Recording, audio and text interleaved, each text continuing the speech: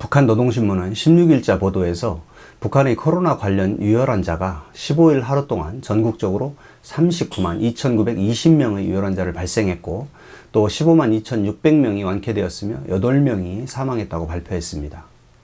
지난 4월 말부터 5월 15일 오후 6시까지 전국적으로 발생한 유혈자 수는 121만 3,550명이며 그 중에 64만 8,630명이 완치되었고 56만 4,860명이 치료를 받았고 또 누적 사망자 총수는 50명이라고 합니다. 지금처럼 확진자 수가 하루 20에서 30만 명이라면 한 달 내 인구의 절반이 감염될 수 있는 확산 속도입니다. 사망자 통계는 북한의 그동안 행태상 주민 동요 등을 고려하여 상당히 축소되었을 것이기 때문에 비슷한 다른 나라의 사례로 추정해보는 것이 차라리 신빙성이 있어 보입니다. 그래서 오늘은 북한에서 발생한 코로나19 상황을 분석해보는 시간을 갖도록 하겠습니다.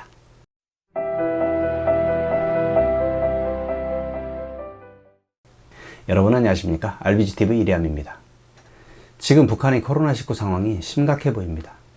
철저한 비밀국가인 북한의 김정은이 공개적으로 이렇게까지 나서는 걸 보면 체계를 위협할 만큼 심각한 상황으로 치닫고 있는 것 같습니다. 코백스 제공 백신을 거부하면서 백신 접종을 전혀 하지 않은 국가가 전 세계에 2개 나라가 있는데 북한과 아프리카에 있는 에리트레아입니다. 그래서 사실상 북한은 백신 접종률이 0% 국가입니다. 그렇기 때문에 발생 환자 수로 우리와 단순 비교하는 것은 의미가 없습니다. 우리나라의 경우 하루 60만 명대의 환자가 발생했을 때 백신 2차 접종률은 86%, 3차 접종률은 65%를 넘었던 상황이었습니다. 이 시점에 오미크론 유행을 접했기 때문에 상황이 지금의 북한과는 전혀 다릅니다. 이때도 우리의 사망자가 하루 400에서 500명이었습니다. 비슷한 시기 홍콩의 경우에는 80대 이상의 백신 접종률이 50% 미만이었는데 하루 사망자가 300에서 400명이었습니다. 홍콩의 인구가 우리의 7분의 1인 점을 고려하면 하루 2,000에서 3,000명이 사망한 것과 같습니다. 사망자는 통상 발병 후 3 내지 4주 후에 본격적으로 나오기 시작합니다. 의료 인프라가 약했던 인도의 경우에 하루 40에서 50만 명의 감염자가 발생할 때 하루 사망자가 4,000에서 5,000명이었습니다. 그나마도 당시 인도는 20% 정도가 백신 접종을 한 상태였습니다. 이런 점에서 지금 북한의 하루 발생 환자가 40만 명이고 북한 인구가 우리의 절반인 점을 고려한다면 우리 기준으로 하루 80만 명의 환자가 발생하고 있는 상황입니다. 북한의 경제 수준과 의료 인프라를 생각하면 상상이 되시는지요? 공식적으로 북한은 2년 넘게 감염자 0명을 주장해왔습니다. 그러다가 이번 5월 12일 코로나 확진자 발생을 공식 발표하고 나라가 위태롭다는 표현까지 쓸 정도로 심각한 상황에 이르고 있습니다. 관련 주요 보도를 보면 조선중앙통신은 12일자 보도에서 2020년 2월부터 오늘에 이르는 2년 3개월에 걸쳐 굳건히 지켜온 우리의 비상 방역 전선에 파공이 생기는 국가 최중대 비상사건이 발생하였다 라고 하였고, 김정은은 국가 비상방역사령부를 방문해서 악성 전염병의 전파가 건국 이래의 대동난으로 방역투쟁을 강화하라고 지시했습니다. 자유아시아 방송은 15일자 보도에서 군인들 속에서는 4.15 열병식에 참여했던 군인들을 중심으로 코로나 확진자가 급속히 번지고 있다는 얘기가 돌고 있다.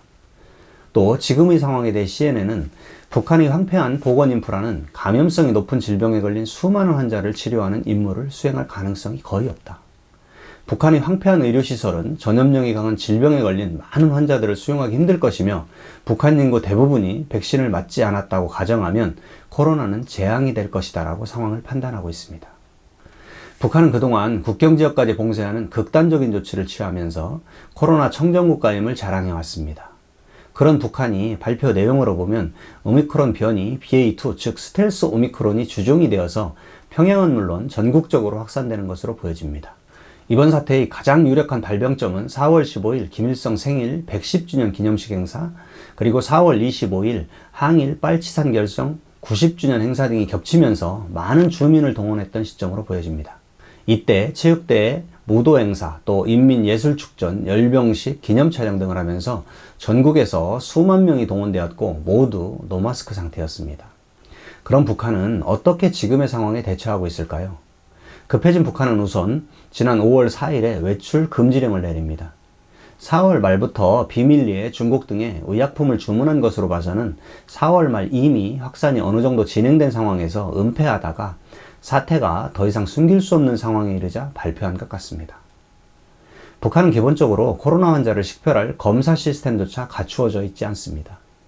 유전자 증폭 검사인 PCR 검사 시스템은 물론 신속 항원 키트도 거의 전무하다 할 수 있습니다. 그래서 확진자 대신에 유혈자, 다시 말하면 검사를 못해 확진할 수 없으니까 열이 있는지 발열로 판단해서 진단을 하는 겁니다. 그동안 한 번도 마스크를 쓴 모습을 보이지 않던 북한의 김정은 위원장은 물론 고위 간부들이 마스크를 쓰고 있습니다. 여기서도 마스크가 N95 마스크가 아닌 치과용 덴탈 마스크입니다. 김정은 위원장은 중국 당과 인민이 악성 전염병과의 투쟁에서 이미 거둔 선진적이며 풍부한 방역 성과의 경험을 적극 따라 배우는 것이 좋다라고 하였고, 이에 대해 중국 외교부 대변인은 우리는 북한이 직면한 방역 상황에 완전히 공감한다. 동지이자 이웃나라, 또 친구로서 중국은 북한의 방역을 수시로 전폭 지원할 준비가 돼 있다고 합니다. 결국 중국이 펴고 있는 제로 방역 시스템을 따라하겠다는 것이겠죠. 하지만 제로 방역의 실패를 우리는 지금 중국을 보면서 확인하고 있습니다. WHO조차도 중국의 제로 방역에 의구심을 표하고 있습니다. 이처럼 중국도 버거워하는 시스템을 과연 굶주림에 시달리는 북한 주민이 견딜 수 있을지 정말 안타깝습니다. 노동신문에서는 버드나무 잎을 우려서 하루에 3번 먹어라. 기침 나면 꿀을 먹고 숨 차면 창문을 열고 마음을 편히 가지라. 그리고 4주가 지나도 피를 토하거나 기절하거나 출혈 등이 있으면 병원을 찾으라고 하고 있습니다. 이것이 북한의 의료 현실을 절실히 보여주는 모습입니다. 물론 북한은 한방의학인 고려의학이 우리보다 더 대중화되어 있어서 이런 처방을 내는 면도 있습니다. 고려의학에서 버드나무 잎은 아스피린의 효과를 일부 가지고 있다고도 합니다. 지금 북한은 우방인 중국에 도움을 요청하고 있습니다. 우리 정부도 백신 및 의료 시스템 지원을 위한 대화 제의를 16일에 통일부를 통해 했으나 무응답 상태입니다. 북한에게 지금 당장 필요한 것은 환자를 치료하는 의료 시스템 및 의약품이며 그 다음으로 유행기간을 단축할 수 있도록 백신을 접종하는 것입니다. 사실 이 두 가지는 현재의 북한에서 동시에 이루어져야 하는 절박한 상황이라 판단됩니다. 중국산 백신은 모두 사백신으로 지금까지 자료에 의하면 예방 효과가 약한 것으로 확인되었습니다. 그런데 우리의 백신 지원 제의에 대해 북한은 선뜻 응하지 못할까요? 물론 정치적인 부분도 있지만 화이자나 모더나 같은 mRNA 백신을 운영할 시스템이 마련되어 있지 않은 것도 이유가 될 수 있습니다. 영하 20도 이하의 저온에서 이동되고 보관되어야 하는 콜드체인 시스템을 중국도 마련하지 못해서 상온에서 운영 가능한 자국 백신을 고집하다 보니 오늘의 사태를 맞이하였는데, 북한은 더더욱 그럴 능력이 없으니 어쩔 수 없이 중국의 제로 코로나기를 모방할 수밖에 없을 것일 수도 있습니다. 오미크론의 유행이 바이러스가 약한 것이라기보다는 백신 접종률이 높아져서 치명률이 낮아진 효과가 더 큽니다. 초기 이스라엘의 자료에 의하면 백신 미접종 상태에서 치명률이 16%까지 상승한다는 자료도 있습니다. 아무리 오미크론이라 해도 0%의 백신 접종률, 부족한 의료 인프라, 영양상태 불량, 또 코로나 치료 시스템과 경험 부족 등을 고려한다면 10% 이상의 치명률도 가능한 상황이라 볼 수 있을 것 같습니다. 과연 국민 5 내지 10만 명이 사망할 수도 있는 이 긴박한 상황에서도 김정은이 핵실험과 미사일을 쏘아대면서 대립을 유지할지, 우리가 내미는 인도적 손을 잡을지 그들의 선택이 대한민국 미래의 중요한 전환점이 될 수 있을 것 같습니다. 오늘은 심각해지는 북한의 코로나 사태를 이야기하였습니다. 구독과 좋아요는 더 좋은 정보를 제공하는 데 큰 힘이 됩니다. 시청해주셔서 감사합니다. RBGTV 리암입니다.